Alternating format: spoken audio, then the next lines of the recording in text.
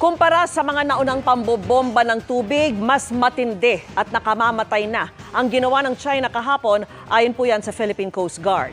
Pero giit nito, hindi susuko ang Pilipinas.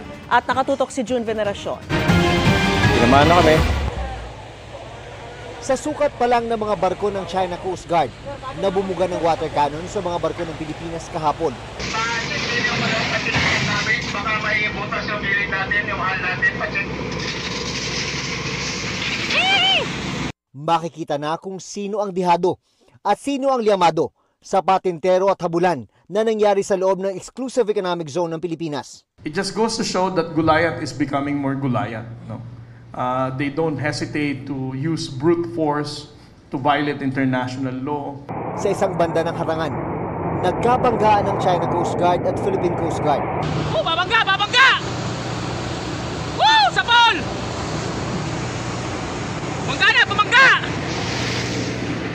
Pero tila daigman ang liit kumpara sa higanteng China. Hindi raw matitinag ang Pilipinas na ipaglaban ang sa kanya ayon sa Coast Guard. We're not going to be deterred. We're not going to yield. Despite of all this harassment and provocative action, hindi kami mapipigilan ng China. Bagamat hindi bago ang pambobomba ng tubig ng China Coast Guard. Sir! Sir! May ipin na dyan, may ipin. Guys, stopin dyan, guys. Sabon!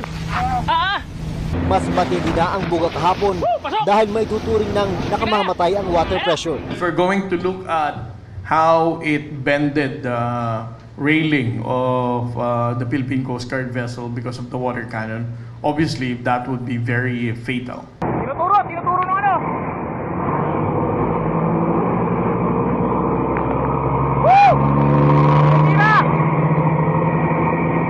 Sinira ng buga ang ilang communication equipment, railings sa iba pang gamit ng mga barko ng Pilipinas. Pero kahit pa raw ganito na kabayulente ang harassment ng China, ang misyon at responsibilidad ng PCG ay mananatiling matatag, katulad ng bandila ng Pilipinas na halos iwas-iwas pero di nasira ng water cannon ng China.